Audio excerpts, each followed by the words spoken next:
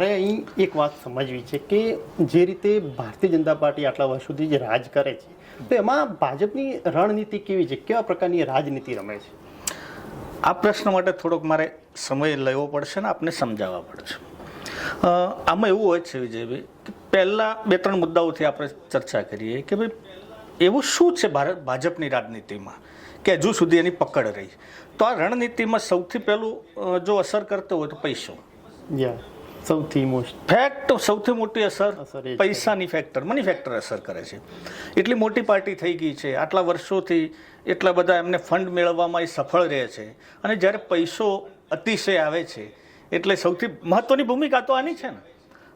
જેમ આચારસંહિતા પેલા ચૂંટણી પંચ કહેતું હોય કે 60 કે 70 લાખમાં ઇલેક્શન લડી લો, આનાથી ઇલેક્શન નથી લડાતું. સમથિંગ કશું નહીં તો 8 થી 10 કરોડ રૂપિયા નોર્મલ જોઈએ. કોંગ્રેસ કને આ નથી.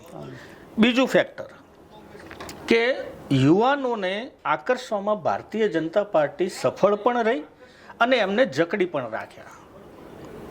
કેવી રીતે યુવાનો આકર્ષાય એ પણ સમજો કે નાના મોટા કોન્ટ્રાક્ટરો આપી દેવાના એમના જ કાર્યકર્તાઓને, એનાથી પૈસો ક્રિએટ કરશે અને એ પૈસા પાછા યુઝ કરશે ભારતીય જનતા પાર્ટીના પ્રચારમાં. હવે એ નાના યુવાનને ખેસ ધારણ કરી લીધો, જબ્બો પહેરી લીધો, એક સારી ગાડી મળી ગઈ કારણ કે કોન્ટ્રાક્ટ દ્વારા પૈસા એમને મળે જ છે, તો એને જોઈને પાછા બીજા 10 યુવાનો એના પાછળ આકર્ષા છે. એટલે ભાજપમાં એક આ નીતિ પહેલી રહી ગઈ, યુવાનોને જાળવામાં સફળ રહી. ત્રીજી કે સોશિયલ મીડિયાની શરૂઆત લગભગ મારા ધ્યાન મુજબ 2006માં ફેસબુક આવ્યું હતું. વોટ્સઅપની શરૂઆત 2009માં ભારતમાં થઈ.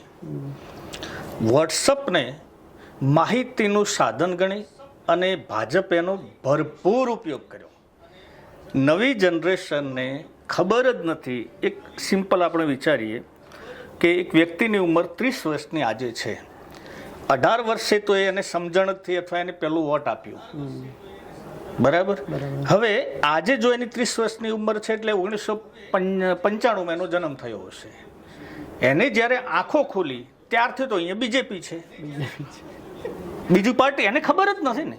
એટલે વોટ્સઅપ યુનિવર્સિટીમાંથી જે એમના દ્વારા જે મારો ચલાવવામાં આવે એની પાછળ એક આખું ફેક ન્યૂઝની રીતું બ્રેઇન. યસ કારણ કે યુનિવર્સિટીમાં ભણેલા છે ઘણા બધા. હવે એકચ્યુઅલી એક હકીકત ખોટી હોય છે અને ભાજપ પાછળ એક સોશિયલ મીડિયાની આખી ટીમ, મોટી એમાં ભરતી થાય છે. એમાં ભરતી થાય છે, એનો પગાર ચૂકવાય છે. એટલે નવી જનરેશન ક્યાંક શિક્ષણથી વંચિત રહી, માહિતીનો અભાવ રહ્યો. કોંગ્રેસ આમાં થોડીક કોંગ્રેસની ભૂલ ગણાય કે કોંગ્રેસે આ ફિલ્ડ ના પકડી શકે. અને ચોથું ફેક્ટર અસર કરે છે ખુદ વિપક્ષ એટલે કે કોંગ્રેસ. મેં પહેલાં પણ કીધું કે એમાં આજની તારીખમાં ગુજરાત કોંગ્રેસમાં 75% ખેસ પહેર્યા વગરના ભાજપના નેતાઓ છે. ફક્ત એમને ખેસ પહેરવાનું બાકી રાખ્યું છે, નહીતર કામ તો બીજેપી માટે કરે છે. એટલે આ બધા જ જ્યારે સમીકરણો અસર થતા હોય એટલા માટે એની પકડ હજુ સુધી તો જળવાયેલી રહી છે.